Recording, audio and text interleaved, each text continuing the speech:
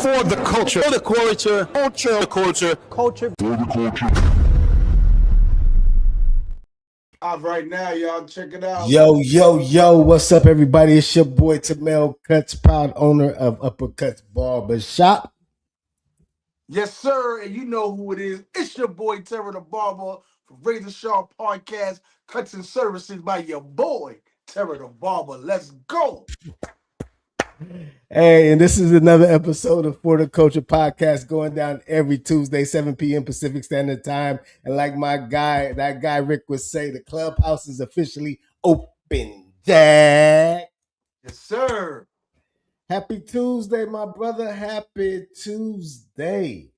Salute to everybody out there getting that money on this Tuesday, man. You was getting your cut on. We salute you, you dig? Salute, man. How's everything, man? How was your weekend? It was good, man. Really blessed. Had a great time with friends and family.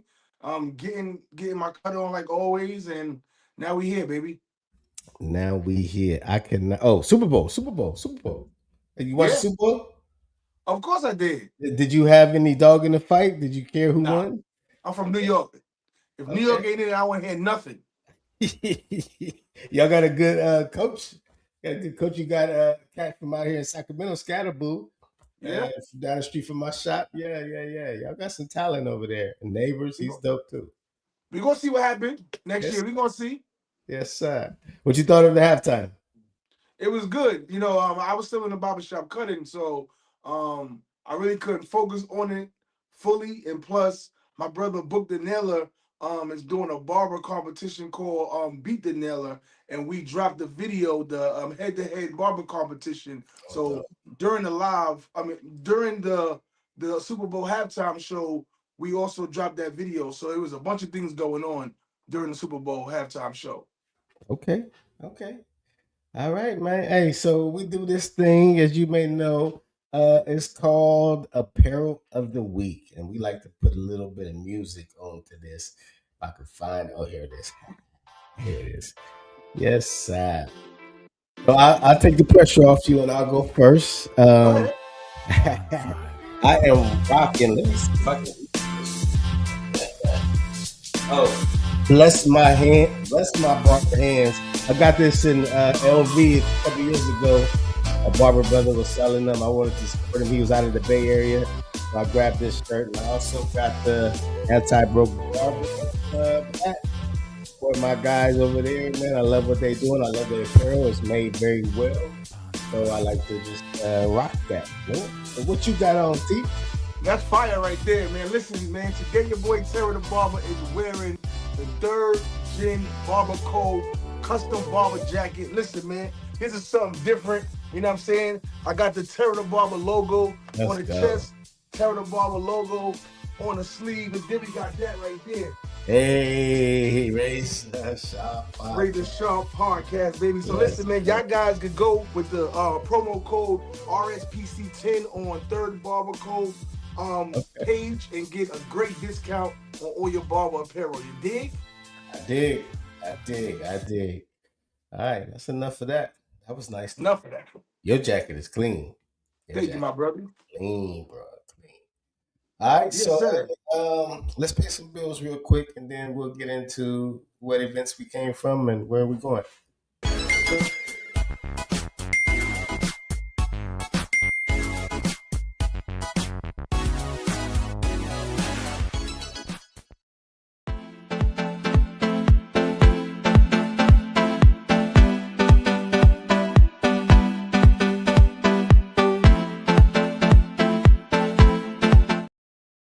The Tano, vetted talent now, the first platform built to let barbers show their skills, personality, and presence through video. And for shop owners, it's a game changer for hiring. No guessing, no wasted interviews, just real barbers showing real work before they walk in your shop. Every profile is ID verified.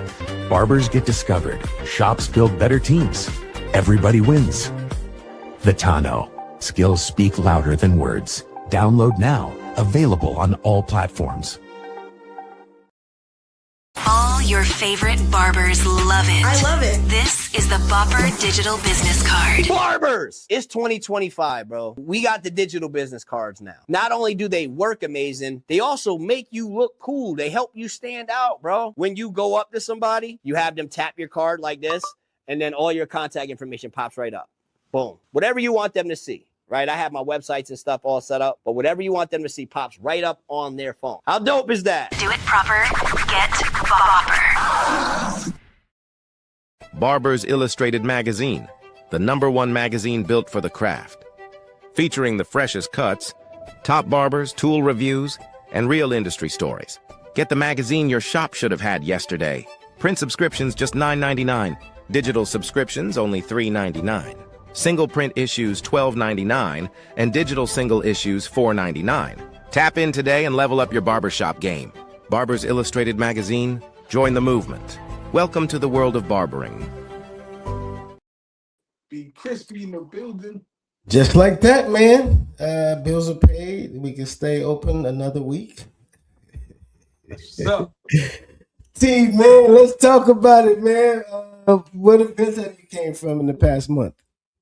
the past month, so we had an amazing barber black tie gala that just passed February 1st here in Georgia. So that was fire, man. Amazing barbers came out. Everybody was dressed to the nine. Everybody looking amazing. We had a great vibe. So and that was the first one. So you know, it was just good to start the month of February off with something amazing, man. It's funny. I be asking these questions and I can't remember nothing I've been doing. It's terrible. I cannot think right now. I don't think we had anything in January. Nah. But we have been doing we're doing a 23 school tour for the upcoming show that we're doing with 360 GZ. We did our 4th school today, and we're set up on next Monday and Tuesday to knock out a couple more. So we're very excited about that. And then what's coming up? Something's coming up next. We ain't got nothing this month that I know of. But then our event is on March 15th. It's the Horticulture, or the Culture in Motion Cap City Showcase, and it'll be followed by the Horticulture Hair Jam. I got a little video I can share with you. Play this real quick. Didn't wait for that. No, right. You know what time it is, Sacramento? The Cap City Showcase is going down Sunday, March 15th from noon to 4 p.m. at Federico Beauty Institute. Some of the biggest names in the industry dropping straight gems. An educated person is Dangerous. I'm elevated and rain. I'm telling you right now, you don't want to miss this. Please, God, protect me on this holy mountain. Fire. That alone be getting me so amped up. Our marketing guy, he ain't never went this hard. He like, bro, this has been the funnest design he ever had to do. Or design. Yes, sir. What do you got coming up?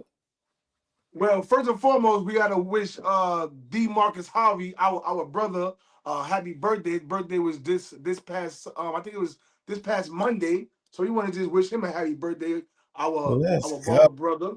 So the next thing I got going on, I don't really have nothing going on for February. I'm still trying to confirm if we're still doing the barber commission event, you know, because of the weather down here in Georgia with the ice storms and all of those things. Things got canceled for January. They pushed it to this February 15th. So it's supposed to be my supply guy. It's supposed to be No Grease. It's supposed to be Morano coming down to Georgia for a whole bunch of education. So, I've seen that. Yep. That's dope, man.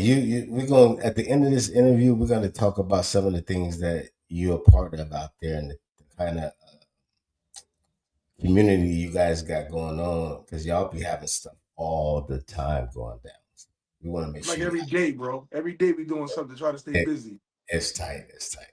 All right, y'all. It's time for that big interview, man. I'm looking forward to getting into it with this guy today in a good way. I want to learn more, and hopefully somebody gets enlightened and inspired by this interview. So let's get some music going. All right. His name is Chin. He go by the Millionaire Barber. He went from cutting hair for 3 cents an hour in federal prison, owning an accredited barber and beauty schools for 20 years. That generated over $20 million in government funding. Now, his step-by-step school blueprint system has helped over 2,000 beauty professionals open their own schools across the United States. If y'all ever thought that it's hard to do, I tell you, Chin's gonna tell you that it isn't, because he's done it in multiple times. So with no further ado, Chin, Mr. Millionaire Barber. Let's go. Here you go, boss. Let's go. Bring it in tight too. Welcome, my brother. Welcome. Hey, What's going on, my brother? living a dream. Yes, sir. Oh, you Thank you for is. coming on. I know you is. All right, man. Let's start back to a little bit, man. The bio tells the people a little bit of insight about what you was doing. 3 cents an hour in federal prison. How long did you do in there? I was there a year. 1 year. hmm What was that transition like, coming out of there and then being a person that ends up being a barber and then getting to opening up a school? What was that? How did that go about? Well, I got out November 15th, 1995, 28-hour bus ride home from Lewisburg, Pennsylvania. By the time I hit Nashville, Tennessee, no money, no job, no driver's license, bad credit. Out of all friends or whatever, one person was at the bus station to pick me up, my mama. And I had a piece of paper. I wrote down my goals. And the goals were, I'm enjoying owning a barber and beauty schools. I'm enjoying making millions of dollars. I'm enjoying buying my mom a mansion. I'm enjoying having millions of dollars in real estate. So I wrote those goals as if I already achieved them. Because one thing God cannot do, God cannot lie. And so they thought I had been institutionalized, was crazy or whatever, but that's what it was. Then I went to the Federal Halfway House. And at the Federal Halfway House, when you do Fed time, you got to get a job. Well, nobody wanted to hire me. So they were going to send me back to federal prison to finish out the rest of my sentence because I couldn't find a job, because you got to get them 25% of what you make gross. So I got back in college because I needed a year to graduate because I got in trouble my senior year. So I said, I'm gonna go back to college, finish, give my mama that degree, because she was a school teacher and she really wanted me to get my college degree. So I didn't roll back in college, and they was gonna send me back. And they had a beauty salon at Tennessee State University. And I used to pass that salon, but I went everywhere looking for jobs, but they always asked that question. Have you ever been convicted of a felon? And then you put yes, they want to be nosy. So my record was bad, And so I went in there and told the lady I needed a job. They was going to send me back to prison. I was a licensed master barber. And, my pants was pulled up. I said, yes, ma'am, no, ma'am. And Miss Hattie Burns gave me that job. And I cut hair during the day, went to school at Tennessee State at night, lived at the halfway house, took sack lunches to work, rode the barter bus, cut off all the negative friends, all the women, cut all that out, got back in church. And it was a Chinese band at the federal prison. His name was Bill Young. He was about 5'4", and little dude.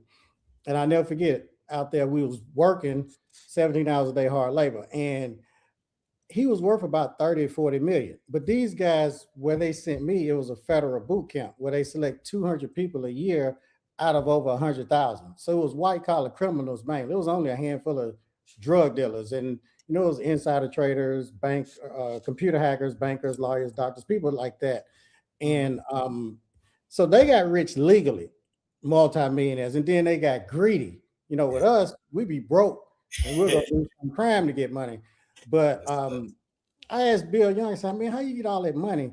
And he said, we live like black people won't live for a couple of years. After that, we live like black people can't. So I got mad because I'm thinking he's racist or whatever. And I said, what do you mean by that, young? Because we called each other by last name. And he said, I came over here with no money, no job, couldn't even speak English. And 15 of them lived in a 1-bedroom apartment. And he worked 2 or 3 jobs. And he paid his part of the bill. And I said, well, us black people, I said, we can't do that. He said, yeah, because you black people, you lazy, you don't work. We Chinese people, we work 2, 3 jobs. So when we go back home, we sleep, we tired, so we don't fuss and cuss. And so he said after a couple of years, he saved up enough money. He said, God gives everybody a talent or some knowledge on how to do something. And so I'm thinking, oh, he done open a karate school or, something like that. And I said, so what'd you do? He said, I invested in myself, the best investment. He went and opened a little Chinese restaurant, a little hole in the wall. And he said he moved in the back of that restaurant and he took sponge baths. And then he said the restaurant, started doing good. I said, well, what'd you do after that? I did what you did when you sold cocaine to make money. You re-up and bought more cocaine. I re-up and got another restaurant. And so I remember that story. And when I came home, I took sack lunches to work, lived at the halfway house. Then when they let me out, I moved back home. My mom, I didn't have a car, I rode the barter bus and shopped at Goodwill, Walmart, wasn't going out to eat. And so that's how I was saving, money, because I didn't have no credit, no job. At the time, I had the barber thing, but with no credit, bad record and all that, wasn't nobody going to give me any money. And, my family, nobody had no money. So all I knew how to do one thing, and that was cut curly, wavy, kinky hair a little bit. Because, see, I wasn't a barber. I went to barber school at the high school, but I wasn't like you and Tara the barber. Y'all are good with y'all's hands. Y'all can do any haircut. You can use the razor. You can do color, shampoo, conditioning. Y'all was just talking about these gels, and I'm sitting here. I don't even know how to cut straight hair. I don't even know how to use a razor. I'm scared of a razor. I can't even shampoo, condition, or do a color. But yeah, I am licensed, but I don't know how to do all that because I'm not a barber by trade. It's not in my blood or whatever. I just decided to do that because I got this record or whatever. And I said, okay, so what am I going to do? Well, I was a cocaine dealer. I wasn't selling 16s, 8 balls, 3.5 ounce of cocaine, 28 grams, half ounce, 14 grams, quarter ounce, 7 grams, 16, 1.5, 8 ball, 3.5, quarter key, 9 ounces, 252 grams. I wasn't doing it. I was moving kilos, 36 ounces of key. So I was moving bricks, but I lost all my money. So I was used to having large sums of money. Yeah. Okay. Whatever I did, I always thought big. So in this beauty thing, this barber thing, if we're playing basketball, all of us, we have a dream to go to the what? NBA. The NBA is 450 players in the NBA. 450. If we all playing football, we want to go where? NFL. The NFL. It's 32 teams. It's 53 men on each roster. They got 1,696 players. Now, the question is, why do we want to go to the NBA? Why do we want to go to the NFL? It's not just for us. We got a mama, family, kids, haters. We know that if we make it to the NFL or the NBA, not only is our life going to change, yes, our mama life going to change, our kids' life going to change, our kids' kids. We're going to break that generational curse of poverty, and we'll be able to, do what we want to do, eat what we want to eat, and we'll be able to give and help, our community. And that woman that hurt us or dumped us, the one that dumped me when I was in prison, like my mom said, success is the best revenge. Ooh. So with that being said, and what if we knew we didn't have to have the skill set of these two guys? See, in the NFL and the NBA, you have to be gifted. Yes. You have to be talented. You got to be experienced. It takes hard work. But in the beauty industry, to go to the league, which is owning the school and getting accredited and getting millions of dollars in government funding, you don't have to be gifted. You don't have to be experienced. You don't have to have a skill set. You don't have to have a whole lot of money. You don't have to have ever worked out of school or done any of that. So, but a lot of people have had this in their head. See, there's over 1 million beauty professionals. All of them are better than me. Yeah, all of them can cut better than me. I got over 7,000 posts on my page. I've been on Instagram since 2009 or 10, since 2010, 16 years. You don't see any pictures of me cutting hair or videos because I'm no good. I can't cut. I'm licensed and I'm not ashamed to tell y'all that. But well, how is it that you went to the top 1% and became probably the highest paid, if not the highest paid, one of the highest paid in the whole world? Because I cheated, y'all. I copied Miss Velma's blueprint, my mentor. I fired myself. See, we've all been bamboozled thinking you gotta have all this money because you've been looking at the wrong place. You've been looking at Paul Mitchell, you've been looking at Aveda, you've been looking at Empire, you've been looking at these corporate schools, not realizing that you could open up a school. If you can open up a shop or a salon suite, you can open up a school. Let me stop you right there. What have you seen as far as the money to get a school started? What is the lowest amount of money you saw you guys getting a school started? A dude in Mississippi opened a school for $10,000. Okay. Now he's in Mississippi though. So yeah. California, New York, we know those places the rent is higher, but we know the wages are higher too. Yes. See, to open up a school, if you look at your rules and regulations, anybody on here in all 50 states, the rules and regulations are different, but most beauty professionals have never even looked at their rules and regulations to see the minimum requirements, the minimum equipment, the minimum square footage to even open a school. And when they look at that, if they read the rules and regs, they realize, man, this ain't nothing. Now, Miss Velma has the paperwork, the blueprint. It's not my blueprint. I'm not gonna get on here and cap and say it's no, it was hers. And then we partnered. If you can read and follow instructions, and you don't have to be able to read that good because, and I'm not racist by any part, but we have Hispanics where English is their second language. Yeah. And they have schools because we have a team of women that babysit you and they hold you by the hand and they do the paperwork with you and for you. So if you can't type and they'll do it for you. Miss Velma did the paperwork. Her team did the paperwork for me. But the only thing about Hispanics and blacks, see, I asked them Hispanics, with English being their second language, and then someone was like 24, 25 years old going through our program that's open school, some of them accredited.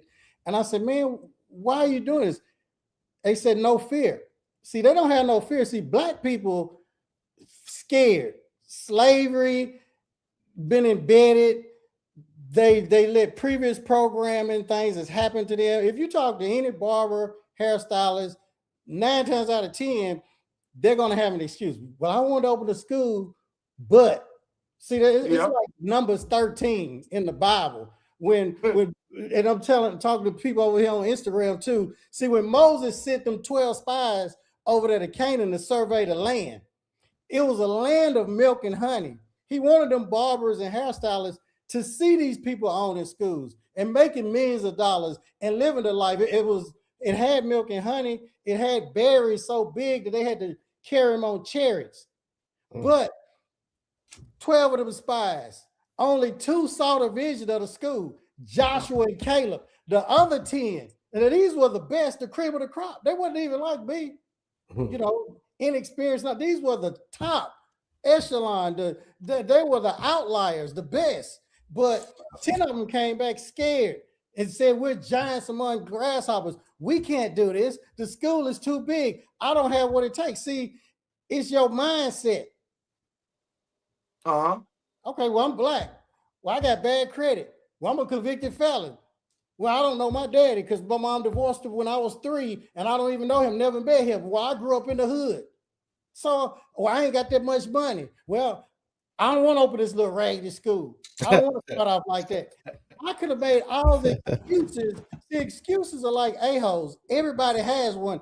And see, when they didn't obey God, what did they do?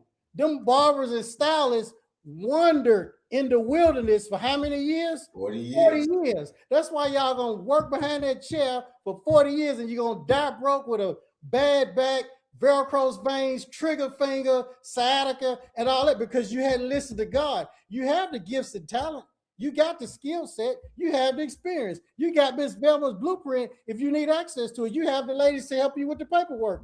But you in fear. So you're going to curse yourself into poverty. And most of y'all are not using your God-given talent. Oh, I got my shop or salon suite. You're not working in your talent, your gift. What you're doing is playing ball at the community center when you're supposed to be playing ball in the NFL or the NBA. So you're not using your talent. You're using it on a low level. You have a level 10 skill set. Okay, so I got a question, right? So we speaking to the entrepreneurs out there because the majority of us that's barbers, we have the mindset that we're entrepreneurs. And the next step that we should want to take is, you know, you're gonna rent your chair, then you want to open up a shop. And a lot of times we don't see this in our culture of barbering, that there's so many other ways that you can get to the money besides being a slave to the chair. You know, we have this conversation all the time. Now we're talking about you can be able to open up a barber school with pennies on the dollar. There's a blueprint for you. There's experts out there. But what if the barbers out there just don't know who to go to or haven't came across your page yet? Right? Because they may have that idea that I got this money, I want to do something with it. How are they going to find you when with so many other people out there talking the same type of rhetoric? That's a great question because now there's no excuse. Anytime you want to know anything, everybody does the exact same thing. They pick this up right here, and what do? Google, YouTube, Facebook, Instagram, ChatGPT, how to open a barber school, how to open a cosmetology school. And guess what's gonna happen? I'm gonna pop up. Okay. It's going see, there's no excuse for not knowing how to do something now because all we got to do is pick this up and ask, and the people gonna come up. YouTube, Facebook, Instagram. Oh, we got over 2,000 schools, whatever. Well, how'd y'all find us? Oh, you was on YouTube, Instagram, Facebook. So I'm in the algorithm. Paul Mitchell is a billionaire, but he doesn't post every day. He's not active, so he's not in the algorithm like me. It don't take money. All it takes is being consistent. And then you get in the algorithm. So when people say, how you open a barber school on YouTube or whatever, the video's titled, how to open a barber school, how to open a cosmetology school. Why did you title that? Because I spent $20,000 on a YouTube course, a mastermind, and they told us to title that because you can use YouTube as like a Google search. Yes, when sir. you type that in, so you'll pop up. So there is no excuse now. Okay. Madam CJ Walker, Annie Malone, when they opened a school in 1902. 1902, but they didn't have any fear. See, and every barber hairstylist, nail tech, they know about a school. We were all slaves at a school, just like my mentor, Miss Velma. When she broke it down, she said it was just a plantation. She said, Chin, when we saw Madam CJ Walker, Annie Malone become the first Black female millionaire, we took that from them. Oh, it's winning this school thing. So they took it. And guess what? They created the laws better than slavery. When you go to beauty school, you got to pay the slave master, the school owner, don't you? Yep. You got to pay them to pick cotton. And then when you pick cotton, doing nails, hair, feet, or whatever, who gets the money? Who gets the money? They do. Who is they? The government. Boss. The school owners. owner. Yeah. Okay, so you're the school owner. What percentage do you get? If a haircut's $10 and I'm working in there as a student and a customer come in and pay $10, who gets the $10? You ain't getting none of that. You The might school get a does. tip. The school gets 100%. So the slave master, the school owner, and a lot of people's not gonna like this, but I'm breaking it down the way my mentor broke it down to me. They get 100%, and you gotta pay to pick the cotton. Yeah. Now, they brought something in called financial aid, government assistance. The broker you are, the more free money you get. We're going to reward bad behavior and laziness because we know most Afro-Americans, and people are going to get mad, but this is how she broke it down. They're not going to have a job, they're lazy or whatever. So we're going to reward them for not working. So now they get the Pell Grant. And if any of y'all have ever been to college and got financial aid, the subsidized and unsubsidized loans, is there a credit check? No. No. Oh, you can get this $15,000, $20,000 loan and there's no credit check. Wow. Do you realize how many people you gonna get? There's no credit check. Yep. Oh, so you mean to tell me if I was a cell phone bill, a light bill, phone bill, all that, I can still get this financial aid loan? Yes. And guess where they're gonna wire the money to? They're gonna wire it directly to the school. Directly to the school owner's bank account. Mm-hmm. It's not like regular cards where they give it, you get this money and pay it all. No, Mm-hmm. they're gonna wire the money to your bank account. Yep. And if you charge it 20, 25,000, once the school has a zero balance, if any other funds are sent, then you refund that to the student. So now these beauty professionals on Instagram, oh, I'm getting $100 a haircut or $250 a client or whatever. You graduated to school owner, now you're getting 20,000, 25,000 a client. And guess what? You're not exchanging time for money. See, everybody thinks this beauty thing is so great. You operating at the lowest level of wealth. There are 4 levels to wealth. If you exchanging time for money, you're gonna be broke and tired. You ain't got no money. You're using your muscles to make money. That's the lowest level, animalistic level to make money. Now you're depriving your kids, your wife. You're abusing your body. I'm 50. I'll be 55 years old this year. Hey, Okay? you look good. You look I know good. I look good because I ain't work. I ain't gonna know how I work. I know. I'm 55 right now, so I hope I look this good. Because I invested in myself. I don't have no stress. So Me neither. since 26, when I opened the school and got accredited. Now, the thing about this, the first level, you're making money with your muscles, exchanging time for money. That's the lowest level. You don't want to operate at that level. When you don't make money, when you don't work, you don't make money. The second level, every beauty professional, their dream is to have all these clients booked and busy. Okay, I understand it. I get it. And then after that, we paying tariff at the shop or tomorrow, and we tired of that. We jealous of them. I'm gonna get my own shop or whatever. Okay, now you get your own. That's the second level, managing. Now you managing a bunch of kids. Can you imagine managing a bunch of grown men, babies that don't want to be told what to do? They nasty, don't want to clean up, don't want to pull their pants up, come to work smelling like weed or whatever. Can you imagine trying to manage them? Even some of the ladies too. You working at McDonald's, now you went from fries to managing. You got a different color hat, different color shirt, but now you more stressed out. You're making a little bit more money maybe, but you stressed out. So we went from muscle, it's the first level, to the second level, managing. You still broke and tired. Not until you hit the third and fourth levels do you experience what God wants you to experience. Financial freedom, time freedom, breaking generational curses, giving back to the community, working in your gifts and talents. See, now you're making money with your mouth, your message, you're teaching people. And the thing about it, you don't even have to be experienced in it.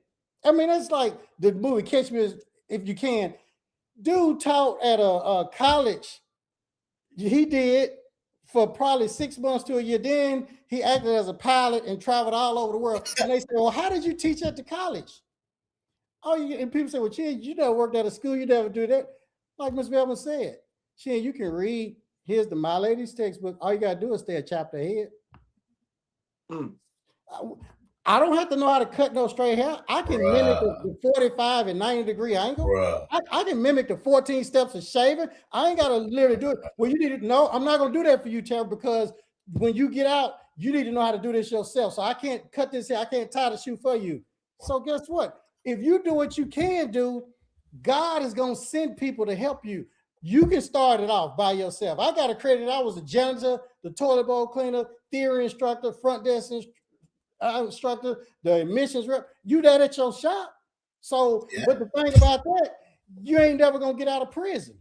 See, with a school in 2 years, imagine you doing the same thing you're doing. You still can do your clients, because if state board come in, you just tell them I'm doing a look and learn or demonstration. So you can bring all your clients to the school, charge them full price. Now you got students. Well, what if the students don't pay? So what? You got free labor. What if you had this shop and they work for you for a whole year for free? It's the same thing. Well, how am I going to survive without financial aid for the first 2 years?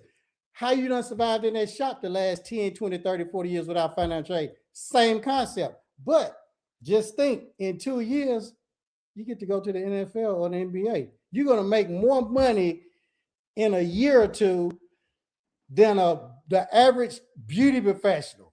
See, the Instagram, I'll tell y'all this, the Bureau of Labor and Statistics, they say it's about 1 million beauty professionals. You'll make more money than them in a few years than they will in their 30 to 40 year career. Because now you're going to make a lot of money real fast. So do we need, right? Because you have taught the way to over 2,000 people that have opened up their schools, right? And I see that, especially like in Georgia, there's an opportunity out here in Georgia to open up a few more schools in the schools that's already in operation really wouldn't be hindered to close doors, right? But are there the right people that's being selected to take the next step to open up a business? Or is it just that, these people that want to come on board and they want to pay for it? Because me, I'm coming from the barber's perspective, right? And I want the people that's going to open up these schools are going to be the ones that's opening up the schools, not just for the money, but that want to educate the next generation of barbers. So when it comes to this, are you just, you know what, if you feel like you want to be a boss and you want to take the next step to do this, are you just saying, come on, buy the course and let's work the steps? Or do you really see that there's people that genuinely want to make a difference in the industry, and those are the people that you really solely focus on? Well, first of all, they can't just come and buy the course because we don't even have a link where they can pay us. Okay. And second of all, we only accept 6 students per month. Salute to that. Okay. So, and you have access to the team. So I'm not on Instagram with a link, click this link and give me I don't need y'all's money. I've been a multi-billionaire since 2000. That's 26 years. And I just had a baby. I'm 55 years old this year, and my daughter's 1. So I had a long time to make money. My mentor, Miss Velma, old rich white lad, I invested in real estate, started back in 2000, and got in Bitcoin in 2020. So I don't need people's money out here. So we only accept 6. So it ain't no link for you to click and buy. No, we got to select you now. I'm not prejudiced of who I let come in. If they have the desire, then okay. And first of all, the program's not cheap. So if they come in, I know they're gonna be serious. See, the more you pay attention. Now we're not $1 million like Paul Mitchell, but we ain't cheap. But if you follow the blueprint, once you get accredited, yeah, you're gonna become a multi-millionaire. You already know that because you all been to school, and the government never runs out of what? Money. He don't never run out of money. And see, it's crowded at the bottom. Being a beauty professional is crowded at the bottom. It's like crabs in a barrel. There's only 1,073 NACAS accredited schools. See, there's only 450 NBA players. So as far as it being saturated and crowded, yeah, with shops and salon suites and all of that. Yeah. But it ain't gonna never be saturated and crowded at the top. It's never saturated and crowded on a private jet or in first class. See, but it's crowded at the bottom. Where's the school over there? So what? It ain't nothing but 1,073 in the whole United States. California, it's about 100 accredited NACA schools, beauty, barber, nail schools. So there is no competition at the top. I wouldn't have succeeded at the bottom, because in order to be a barber, hairstylist, and nail tech, you got to be great at what you do. You can't be like me and can't use the razor and can't do a straight edge up and can't cut straight hair or a cowlick and all that, and you get twisted up. No, you got to be great. But at being a school owner, you can be sorry as a box of rocks like me, because it's like Pac-Man.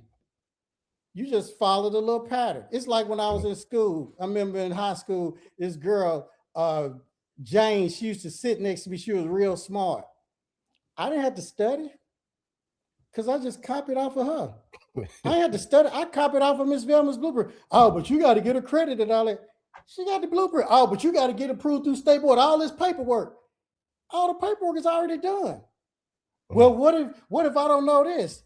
You just reach out to the ladies. So there is no excuse. Now, they're not going to come and find your building and service your clients. Yeah. You got to do that. But as far as the paperwork, that's there. So we at the third level, your mouth, your message. With the school, all you using is your mouth. You sitting back. You just use the students got to clean up and do sanitation. They doing all the labor. So then the second year you get the veterans fund. It's a lot of the Pell Grants, subsidized, unsubsidized, and I'm a convicted felon. I was on paper for 5 years. I had to go see my PO at the Fed building every month. I got accredited the second year. Damn. Now the federal government was paying me. Let me ask you this, because this is a question in the chat. It says, for full transparency, the financial backing in order to start is what's hindering me. Is there a certain amount of students required within those 2 years? Yes, it is. In order to get accredited, there is a certain amount of students that you got to have. And do you know what it is? How many is that? Take a guess. 6? 6. No. 1. We both said 6. 1. What? Now people say, well, that ain't true. Hey, when Miss Velma told me that, if you all look on the NACA's website, you will see. If you can't get 1, and I tell everybody, this program is not for you. Don't even waste your time and money. See, a lot of people hadn't read their rules of race. They don't even know how easy it is. Yeah, I can appreciate that because I got my brothers down here now. I have affiliation with one of the biggest barber schools. Well, a few barber schools out here, but I got affiliation with Scales Barber Academy. That's right here in McDonough, Georgia. Also, Pro Fresh Barber Academy. That's where Will stands. And I see from them breaking ground to being able to create something. And I see that you could have one barber school, open up a second barber school, open up a third barber school. But I just believe that you have to have that mentality of you want to be a real top boss, like you speaking about. But you got to start somewhere. So we got barbers on here, and we got stylists on here, and we got people on here that want to go to the next level. And a lot of times, like you said, there's fear, there's doubt, and the only thing that's hindering people to take the next step is them being in their own way. We could Google all day long. Yeah, but fear, they have to be ready to take the next step. See, you're talking about fear. Fear, yep. Hell, I had fear too. I feared that I was going to be an old man working behind that chair, broke down. I feared that. That's why I opened the school, out of fear. Because with me being a beauty professional and a convicted felon, what else was I going to do? Right. If I'd still be, all of my friends, I've been licensed 36 years. I've been licensed 36 years. Now, one thing I've noticed, I don't even talk about the money that you can make with the schools and all that no more. Because it's something more valuable than that.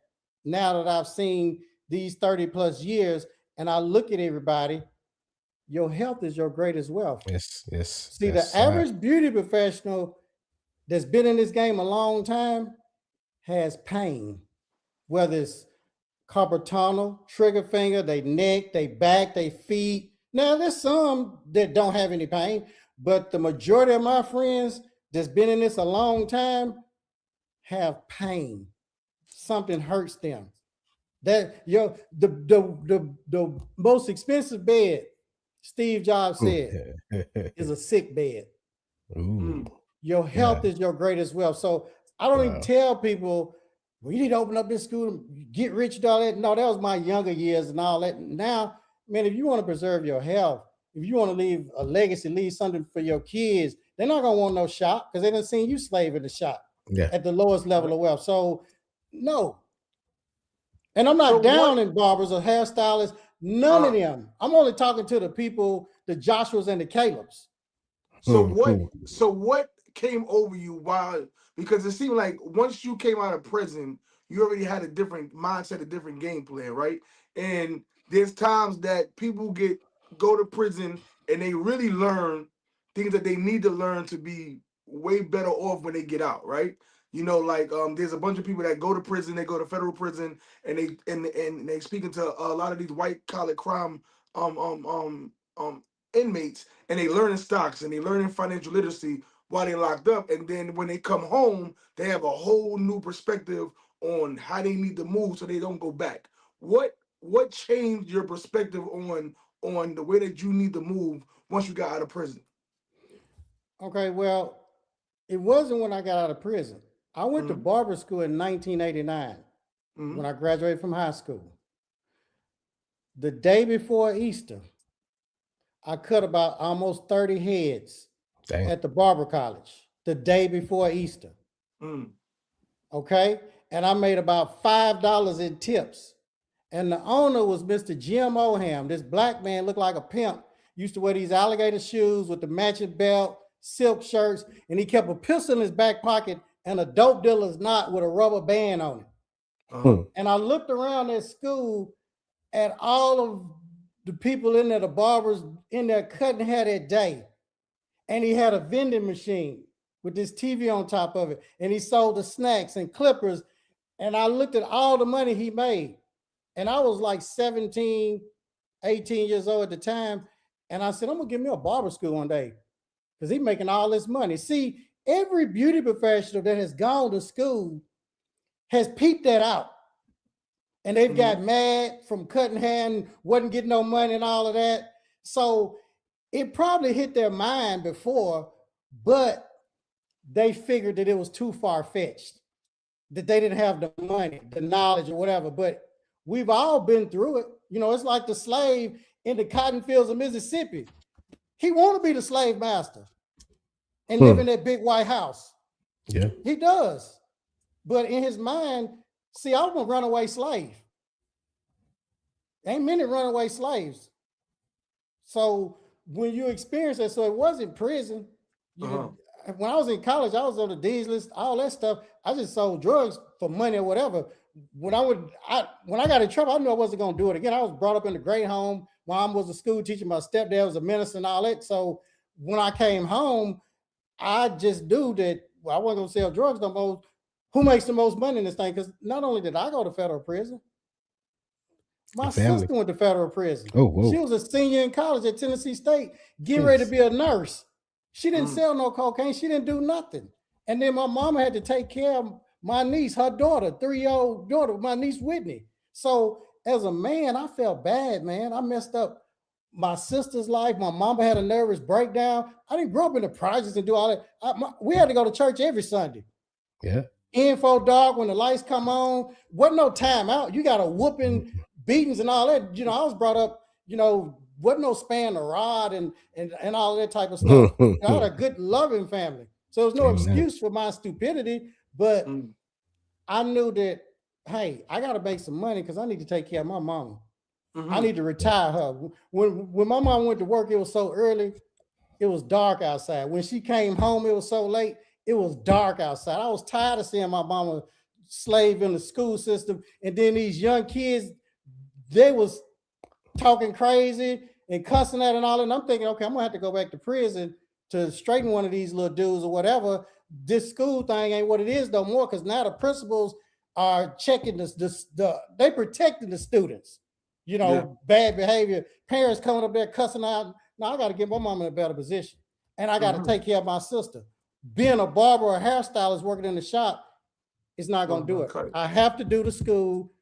I have to get this money, break this generational curse, give back. And not only that, I was going back to the prisons, the women's and men's prisons. Everybody tell you that in Nashville, Tennessee. I had halfway houses. I was picking people up myself from prison. And it was in my staying in my halfway house because they didn't have nowhere to stay and had no money, no job or nothing. And I would get them into school, get them the necessities, buy them clothes, toothpaste, deodorant, all that, tampons, maxi pads for the women, had women's houses, men houses, they get financial and all that. Then they could go work in my shops. The shop stayed full. Then I partnered with some of them on the shop. So I didn't have schools. I had ministries, a real ministry.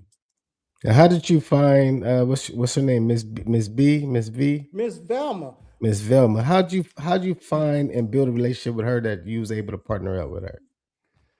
Because one of my exes had went to one of her schools. She had a chain of schools. She had probably 100, 200 at this location. Ms. Velma was white, and I ain't talking prejudice. I'm just being honest. But 99% of our students were black. None of those women went and opened up a school. And Ms. Velma had a program where you could learn how to open a school, become accredited, get government funding. Okay, I went through the program now, but going through that program, we're talking about 1998. I'm 26 years old. The way that we met up as beauty professionals was Atlanta, Bonner Brothers. Okay. Proud, the hair shows back in the day. Wasn't no internet. See, wasn't no YouTube, Facebook, all this stuff that they got now. They had MySpace and they got turned over, whatever. So we didn't have that. So I used to just tell everybody about her because they say, oh, they go to dude, he got the schools or whatever. That was like a dude that's in the NBA or the NFL. That's the dude with the schools. How'd you do it? I didn't gatekeep. Oh man, this is white lady, Miss Velma. She got a program. Here's her information. Hit her up. So I had rapport with the blacks, Hispanics, and all. So I'm just telling everybody. And they coming to her, going through her program. I wasn't getting anything. I just wanted to see everybody win.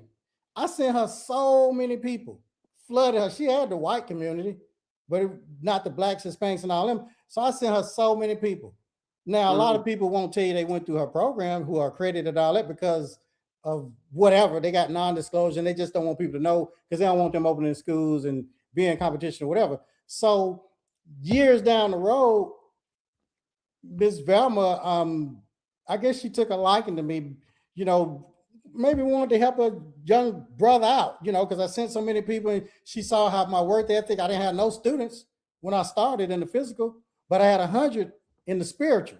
See, you got to preach rain in the drought. Well, where am I going to get students from? You just follow God. You do what God says. Well, what if you don't get no students? Well, what if I do? Yeah. The worst case scenario. Well, what if you fail? Like I told Ms. Velma, I said, well, what if I fail? She said, Chin, you already a failure. And I got mad. I said, what do you mean? She said, you're a beauty professional. You're a failure. She said, if you open this school and you fail, she said, when you got out of prison, what did you do? I said, I cut hair in the shop. She said, if you open this school and you just happen to not follow my blueprint, it happens to not work out and you fail, what are you going to do? Cut the shop. I said, I'm going to cut in the shop. She said, you're a failure. That's your bottom. If all else fails in your life, you're going to work in the shop. Hell, I'm already at the basement. If I go out and try to do everything else, and if I fail, I'm going to be right back where I am right now. I have nothing to lose. Nope. But what if you win? Well, I'm going to retire my mama. I'm going to buy her that Cadillac, that mink coat. I'm going to buy my sister's house. I'm going to take care of her the rest of my life. I'm going to get revenge on my ex. I'm going to have that mansion for my mama. I'm going to be able to help all these people. If I win, I'll be able to concentrate on my health. I get rid of all the razor bumps that I used to have. They didn't have the new shake, all that stuff back then. I was the first black person to get laser hair removal in Tennessee years ago. I don't have no bumps. Now, my face used to be like Freddy Krueger. Had my face froze, salicylic acid, took them pills, I forgot the name of them. I did all that stuff. LASIK surgery was $4,500 an eye back then. These teeth, porcelain veneers, $1,000. I invested in myself. Amen. You got to invest. But see, the biggest investment is in my brain. That's why my head's so big. Well, I should be a multimillionaire. I've invested more in my brain. See, most of y'all women, most of them have invested more on their head with weave and all that than in their head. I've invested more in my personal development than probably any beauty professional on planet Earth. I probably got $1 million invested just in books and masterminds and mentorships and all. So I should be rich, but I started basically with nothing but a dream, a raggedy school in the hood with a leaky roof and no students. And when I got one student, every day I go in there and I get on my knees, Tara the barber, and I thank God for the 100 students when I had 0 in the physical. Because like Noah, you preach the rain and the drought. and I got 1 student. And then I start praying, thanking God, thank you for these 200 students. Well, how'd you get accredited? Miss Velma's blueprint. I'm not gonna get on here and act like I'm the smartest cookie, whatever. No, I can read and follow instructions and copy. We got a How question. many schools? Hold on, real quick. We have a question, and this has to do with being accredited. I'm sure the application is a $5,000 fee, non-refundable. Do you help with filling out the application for a better chance of approval? That's a good question. Absolutely. We have a copy of the application. We have a copy of the catalog, the checklist, the policies and procedure. We have a copy of that. They must be in California or either they're in New York. They probably BPPS or BPPE. That's somebody in California or New York. We have a copy of that. Now, the best thing that you all can do is fire yourself. You can only take yourself so far. See, when King Solomon, when he connected with Pharaoh, see, the Bible says if 1 can slay 1,000, 2 can slay 10,000. Look at them numbers, 1 1,000. You by yourself, you can't do nothing but stay broke and barely make it. But when you partner, and when I say you get a mentor or a coach or whoever, when I got Miss Velma, as sorry as I am, he can't cut no hair, this and that. No, I can't. So can't. He country and all that, got a big head, shiny head. Yes, I do. But I got Miss Velma's blueprint. I copied that and had her team. So I got accredited in 2 years. See, there's a lot of schools out here that's not accredited.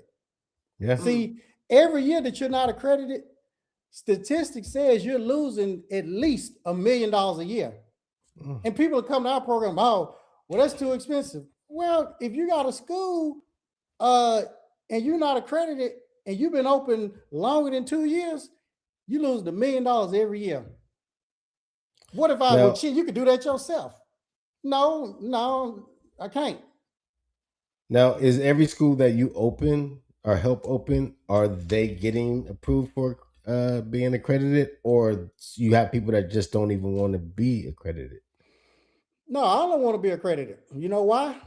Why? Because when you open your school, Tara, the barber's gonna call, hey, he gonna ask 1 question. Hey, you got any financial aid? Yeah. And you're gonna say no. If your tuition is 10,000, guess how much money you just lost? How much? Probably 15. Okay. Then you get another call. How much money you lost? Another 10. So at the end of the week, dang, I had 5 calls and I ain't got financial aid. I just lost $50,000. It's really not 50,000 if it's 10,000, because when you get accredited, you're gonna double your tuition. You're gonna go up to 20, 25,000. So you just lost 100,000. Darn, this month I done lost 400,000. When you go a month, years like that, you like, man, I got to get accredited. Even if you didn't want to get accredited, you're going to get accredited because you losing all this money and you can't help these people that don't have money. I don't care if your school is sorry as a box of rocks. I don't care if as great as you two are, if your school is not accredited and my school's accredited and I can't cut no hair, whatever, 9 times out of 10, they're going to go to the school where they ain't got to pay no money. Why would somebody have a school that's not credited though? Because they hadn't went through our program. Because they can't do the paperwork. I know they can't do the paperwork. All these schools y'all talking about that's not accredited, they can't do the paperwork. I know they can't. If they could, guess what? They would have been accredited. They'd have been accredited. So as far as a school that's not being accredited, those students that go to the school and get their hours, they still can go and take their practical and take their written test and get their barber license. Exactly. All accredited means is that accreditation means it just puts you in position to get the Pell Grants, the financial aid. The government money. Yeah. The government money. See, the government never runs out of money. They never run out of money. See, imagine your client is a trillionaire. You went from having broke clients when you're a beauty professional to a client is now a trillionaire. That's a trillionaire. Got unlimited never run money. out of money. You know, I hear people saying all the time, man, it's slow. Not if you're in an accredited school, it ain't never slow. Even COVID, they sent them schools money. Matter of fact, they're not going to tell you this, but the accredited schools, the government sent them hundreds of thousands of dollars that they ain't even had to pay back because of COVID. But they're not gonna tell you that. But I can tell y'all everything. I'm a retired school owner. These school owners, most of them are not gonna. The stuff I put on YouTube, them videos, I get so much feedback because I'm telling y'all everything. Yeah. I'm not withholding nothing. Is there a certain limit? Question Is there, that I go was ahead, gonna go ask. ahead. I was gonna ask how many schools did you have, and if you were still running schools now. So while you had your schools, how many schools did you actually open up yourself? I had 4 schools. Once you've been accredited, once you have your accreditation for 2 years, then you can open up branch locations and they can get accredited and get government funding in 6 months. Okay. Wow. Now, but I went from having the smallest barber school in the entire United States. See, the Bible says the first shall be last and the last shall be first.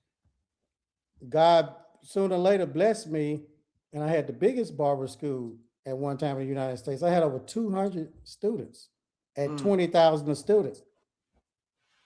And once you get your accreditation, when you're ready to retire, you can sell your accreditation. Your accreditation is worth millions of dollars. It's like the liquor license. Yeah, people say, well, my goal was to retire at 40. It wasn't to work. Who told you got to work till you 65 or whatever?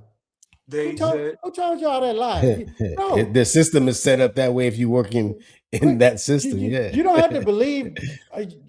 I'll never retire. You know, I still do, but it's a difference in doing something because you want to. Because you don't see no suntan on my wrist because I don't wear a watch. I wake up when I want to. I just take naps or do whatever. But that's God. See, when you quit, for the men out here, if you want to be successful, quit chasing tail. Okay? Quit your habits, whether it's a drinking habit, a drug habit, a smoking habit. That's delaying your dream. You're penalizing your family. See, most men got a problem, whether it's women, drugs, drinking, all of that. And I'm not here to badge anybody. We all have a problem, but when you put that thing under arrest, see, when I start walking with God and doing everything, he will bless you beyond measure. You can't beat God's blessing. You can't beat God's giving. I'm the least likely, I'm the worst barber on the planet. I can't cut no hair. I marvel at all of you all. And I'm not the smartest cookie. No, I'm not. I get that though, because I always was thinking, I know people that got into the barber game, went from doing a shop to going and opening up a school, and I'm like, why wouldn't you want to stay like this is my mentality. Why wouldn't you want to just stay where I know it's fun and we making the money? But again, you gotta have a mindset to do other things. Okay. When you say fun and making the money, what do you mean by that? Being in the barbershop, being a shop owner, that's fun. You know what I'm saying? That's like a drug dealer that's selling 8 balls and 16s that's hustling on the corner. Why wouldn't you want to be Pablo Escobar, El Chapo, making millions of dollars and traveling the world and taking care of your family and not having to exchange time for money? See, a lot of people, once you experience this part, then like a barber in the shop, well, this is money and all that. Well, that's because you ain't had the government. You ain't woke up and the government done wired $100,000 in your bank account, or 200,000, or 300,000. So a client, $100 haircut, $200 haircut for a client. But now you got this student. See, when you become a school owner, your student is your client. Now you get 50 clients per year at $20,000. 50 clients, 50 students times 20,000, the government guaranteed money is $1 million. Think about that. Now you done forgot about cutting hair. We ain't even added the clinic floor money. We ain't even added the product sales that you get 100% of from the students. Now your shops and salon suites are gonna be full because when they go to Tara the Barber School. They're going to be connected to him. He's going to be a mentor. He's going to teach them business, marketing, branding, about money, about credit, about real estate. He's going to be like a father figure to these men and women. And when they graduate, guess who they're going to want to work for? Tara the Barber. Yeah. So now he creates an ecosystem where he's just the man. When he go to the show, man, they go Tara the Barber. He got them schools. That dude helping the community. He the man. Not somebody up there cutting with tired with all these lights. Talk about the requirements once the school's accredited. I mean, Got a question? Yeah, they said talk about the requirements once a school is accredited, the checks and the balances. Once the school is once you get accredited, now you got the money. See, y'all gotta fire yourself. That's when you hire an accountant, a proven accountant, CPA. Well, who gonna do your books and stuff? Yeah, somebody that know how to do books and stuff. That's like my trees. Well, who gonna cut them trees down and get up there? I'm gonna hire an expert, a tree cutter. Okay, then you're gonna hire. You got a software system, the Genesis system or the Fame software system or the Discovery Pro that runs your whole school. Well, how you gonna keep up with the time? Because they're gonna look with their eyes at this time clock, or they're gonna put their finger on there and it's gonna record it, and it's gonna automatically go in the system, and then it's gonna automatically send it to the U.S. Department of Education. So when it's time to make a payment, they're gonna wire the money. See, all of that stuff. Somebody else. Well, how am I gonna get accredited? Miss Velma's program. Them ladies gonna help you with your paper. Well, how am I gonna get approved through the state board? Because they're gonna assist you with your application and all your policies and procedures.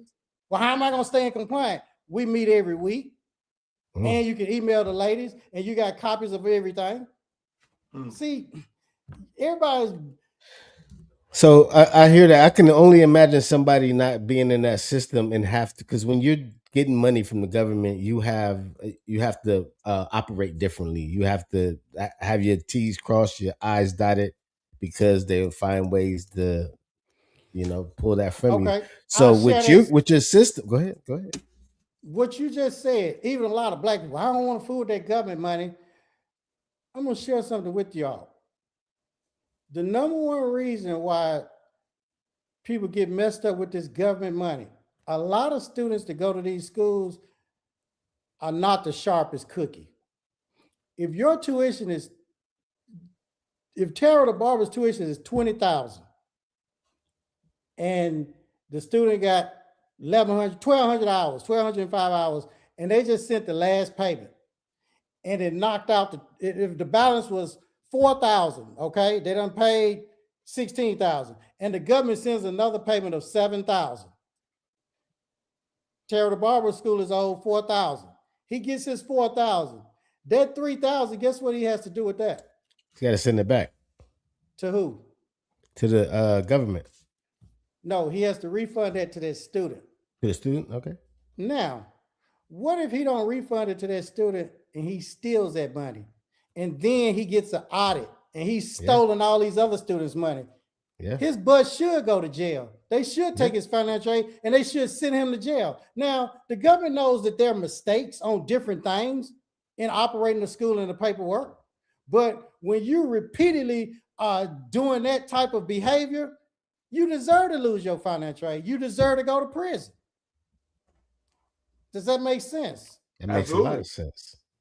So it's not hard dealing with the money because the computer system, it does all of that. You don't have to keep up with all of the computer system does it. They've created this software that does that. And then you get audited every year. Every year you get audited. What about the curriculum? Yeah. Okay. Have you ever heard of My Ladies? Yep. The curriculum is already done for you. The lesson plan is already done for you. He wants to know, how do schools choose their curriculum? Because there's two books, right? There's okay. Yeah, you got Pivot Point, you got My Ladies, but with the curriculum, every state board has a different curriculum. And we have the curriculum for every state for them to submit and to the board if they need to do that, and for them to have in their school catalog on the curriculum. So a lot of schools, they'll try to do their paperwork themselves. They'll make mistakes. And even if they get open, okay, you got open. You're not accredited. Any school that's been open 2 years is not accredited. You know why? Because they tried to do it themselves, and you Did it can't wrong. do it. You gotta go to through Miss Velma and get that blueprint. I mean, that's good to know because I know people that just opened up a barber school last month, and they're working on getting students in, and they got a very nice establishment. And one of the things that we spoke at our last phase in fellowship was we had a bunch of school instructors and people that was a part of the board, and they was informing ways that you have to go, the steps you have to go to get credited, and they was there to answer any questions that any school owner may have. So, but there's people out there that just don't know this information. There may be barber school owners out there that don't know about you. You're exactly right. It's a lot of them every week. It is. There are people that went on social media of referrals. We have more white clients than blacks. Believe it or not, a lot of blacks, they think that it's a scam. They do. And then even people that have gone through the program, man, I so thought it was a scam. It was too good to be true. I've had people I've been doing this, since 98. I had people that flew to my house. I've had about 4 people over the 20 some odd years to fly to my house because they were women that wanted to join the program, and it wasn't cheap. And said, man, I don't know you, but I'm from the streets and all that. I need to see you face to face. I said, okay, well, fly to my house. And I've had them to come, and they ring the doorbell, and we go downstairs, play pool, ping pong, chop it up, and because most people do their due diligence. It's not hard to research with Google, YouTube, Facebook, Instagram. That's not hard to do a person's background, to see who they are. And we got tons of testimonials. Yes, And indeed. Now, our prices, is there a certain amount of accredited schools each state has or can have? Do they No. So you can just have a bunch of accredited schools? There's no limit. There's no limit, but you don't have to worry about that because there's only a few Joshuas and Calebs. It's a million beauty professionals, y'all. Yes. Everybody's scared. You don't have to worry about competition of people opening schools. Y'all ain't got to worry about that. The only thing you got to worry about is having a shop or a salon suite because it's crowded at the bottom. But no. What's the biggest challenges that one would have in the process of opening a school or even having a school? Because I mean, making the money sounds to be the easy part once you got the students, but what are some of the challenges that these school owners will be facing or could face? One, the paperwork. If they don't have the paperwork, they're gonna be messed up. Yeah, they may get the school open. Okay, once you've been open a year, now you can start the NACAS accreditation process. Well, they probably didn't start off correctly. So now they're gonna have to go back and redo stuff and be messed up. That's why you need to start out on straight as if you was accredited, like Ms. Velma started us, and a lot of our students start. But another thing, it's an adult daycare center. It's an adult daycare center. Oh, you got to but you got to realize these adults, these babies, when you get accredited and you get 20, 25,000 a baby, hey, you can put up with some problems and headaches. Stuff. But in the shop, when you ain't making no money or being compensated for the headache, it's a lot crazier. But with that school, and see, when you become accredited, now you have money to pay instructors. How much would you pay an instructor? How much will I pay? Yeah, easy. Yeah, definitely. 50,000 a year. We'll pay that instructor. Yeah, that's two kids. They can teach at this time. Usually in each state, the ratio is probably 20 students to one instructor or 25 students to one instructor. We'll just say 20 students. That one instructor teach them 20 students, and we got financial aid. So we charging 25,000. Okay, so 25,000. Do your math times the 20 students. 500,000, $500,000. Damn. Now, the 25 students, they're gonna do services on the clinic floor for about a year, right? Yeah, close to it. How much money would they generate?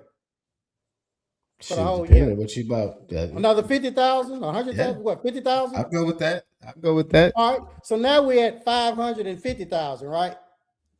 Now our vending machine.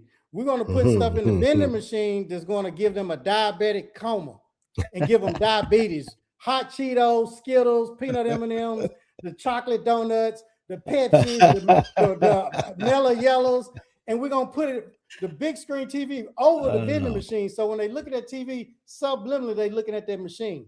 And we're going to go to Sam's and Costco and get the snacks, right? Yep. And we're going to charge, what, $1, $2 for that?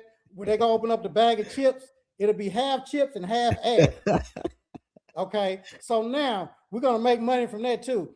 Then you got so that one instructor is gonna make us over $500,000, 575,000. How much you pay him for that year? 50,000, 50, 60, but 70,000. But he made you 50. But he made you 500, almost $600,000. Now, do you see the numbers? Yeah. Now, if you hire another instructor, so what you're gonna do? You're gonna end up putting people in position. Yeah. That are better than you. Yeah. And now you can live the lifestyle that God wants you to live. Now you'll come in and motivate and do all that sometimes, but now you really living the lifestyle that God wants you to live, and you spending that time that your children need. I have a child. I didn't realize if you have a child, you can open up a school. A child is 10 times harder than a school. This little baby that I got, burping her and boo-booing and following me around and crying and climbing up on everything now and doing. I don't even see how people work. So if you have a child, you can easily open a school. This is the hardest job I've ever had in life. So you see the numbers with the school. Now you don't forget about cutting hair. And everybody talk about, oh, I love cutting hair. I love what them's doing. If you hit the lottery right now, you would not be working all them hours. That's a lie. Yeah. You're going to take your family on some trips. Your child deserves to have more time with you. Your wife, husband, boyfriend, girlfriend, they deserve to have more time with you. Your mama, she deserves to have more time with you because mama ain't going to be here. Right. My mama lived with me. She's 81 years old. I want to spend as much time as I can with her because she ain't going to always be here. Give her flowers now. But man, so many facts. Yeah, and you done brought us to the end of our daggone show, and I feel like I got 100 more questions. For real. Left. It's got to be a part 2 to this, Chin. You're exciting, you're motivating, you're very inspiring. I remember when we had this conversation before how amped I was about all the knowledge that you've given me, and then somehow that passed me. You just got me finna go and research all this stuff that I need to research, and then I got to tie up with you and Miss Velma and figure out how to do this because I'm at an age where that money would really help me out, and then I know that I could add a lot of value in students. So y'all have more gifts and talents. We have people in this that's got schools and that's accredited, that's millionaires, that's dumbing down a box of rocks. And I can say that. Y'all got more gifts, more talent, more skill set, more experience. But a lot of beauty professionals have a level 10 skill set, but they're applying it to a level 1 opportunity. See, a shop is just a level 1 opportunity. No matter how great you are in your craft, how much God-given talent you have, no matter how many hours, how hard you work, you still at a level 1 opportunity. You can be a dominant in a box of rocks, can't cut hair, can't do none of this like me, but apply it to a level 10 opportunity, and you'll go to the top. You said a lot today, my brother. I mean, these are just the things that I was already thinking about, and the conversations that I've been having in the past couple weeks. It's just hit the hammer on a nail. Of the way that we have to change our perspective and the way that we got to change our thinking, or we still going to be at that lower level. Yeah, I appreciate everything you said, and this is going to be, like my buddy Lonnie said, evergreen content that people can go in here and watch this interview and just change their whole mindset, because you got me thinking a whole different way, bro. Yep. I appreciate it. For everybody that's watching, we're here every Tuesday, 7 p.m. Pacific Standard Time. This is the For the Culture podcast, but we had a special guest host today, and that's Mr. Terror the Barber. And I want you guys to know he also has a podcast, and it's ran on YouTube. I think also you run it on Instagram, correct? That's right. So listen, man, if you guys don't know, your boy Terror the Barber, Razor Sharp Podcast. I go live every single Tuesday, 3 p.m. Eastern Standard Time, and I interview amazing, inspiring OGs and upcoming barbers in the industry. So make sure you lock in, subscribe to the YouTube, follow your boy on Instagram, and let's connect. Let's connect. I'm going to play a little something for y'all. What do you say? How do you say? I'm just about to see another day. I go by the name of Terror the Barber, and this is Razor Sharp Podcast. Oh yeah. Like, comment, and subscribe. And make sure you tell a friend to tell a friend. It's all about barber love. Yeah! Yes, indeed. Hey, we'll see you guys next Tuesday, 7 p.m. Chin, bless you. Thank you again for being our guest today. Tara, thank you for standing in the gap for Lonnie and bringing your expertise to this show. Really made us look good. So see everybody next week. Stay blessed.